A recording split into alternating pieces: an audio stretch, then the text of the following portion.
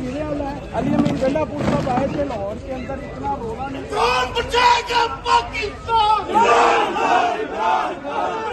मेरा जान बेशुमार बेशुमार कैदी नंबर सोचा, मेरा यार कैदी नंबर सोचा, मेरा जान बेशुमार बेशुमार, सबका जिगरी सबका यार कैदी नंबर सोचा, सबका जिगरी सबका यार कैदी नंबर सोचा, यार मेरा कैदी नंबर सोचा, बागी नागत कैदी नंबर सोचा,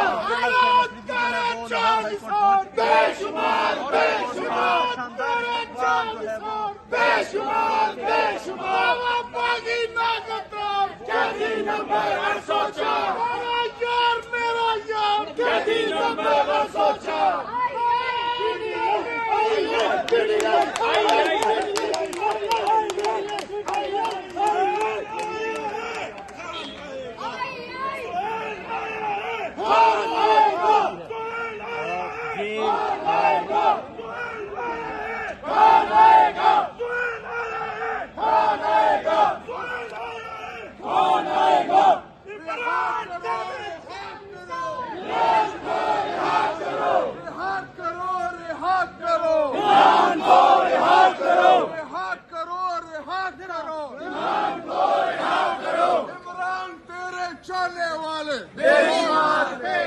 लाहौर वाले इमरान तेरे चलने वाले, लाहौर वाले इमरान तेरे चलने वाले, लाहौर वाले इमरान तेरे चलने वाले,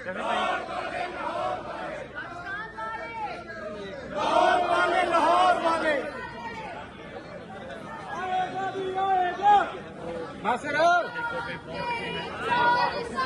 बेशुमार बेशुमार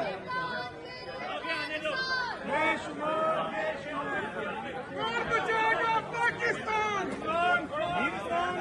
कौन बचाएगा पाकिस्तान?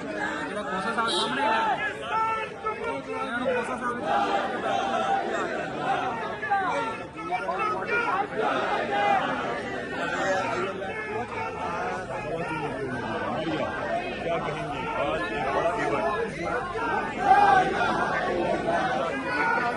वो हाईकोर्ट के अंदर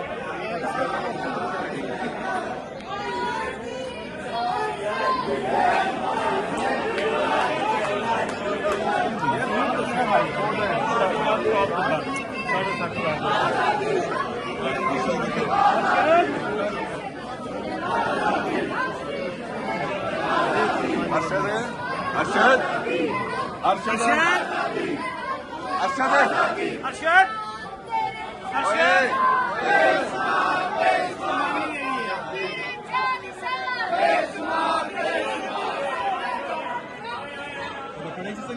पहले सीएम साहब को लेते हैं ना, ये लोग ही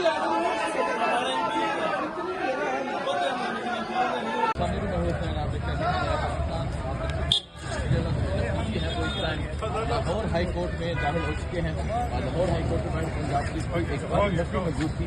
वज़ीर आला इस टाइम लाहौर हाई कोर्ट पहुंच चुके हैं।